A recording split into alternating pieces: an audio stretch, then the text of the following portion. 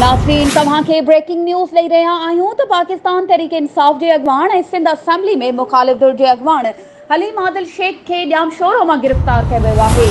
ज़रियनि मूजिब हलीम आदिल शेख खे anti corruption police गिरफ़्तार कयो आहे। ज़रियनि जो चवणु आहे त हलीम आदिल शेख पंहिंजो बयान रिकॉर्ड कराइण लाइ ॼाम शोरो एंटी करप्शन ऑफिस पहुतो त खेसि गिरफ़्तार कयो वियो आहे।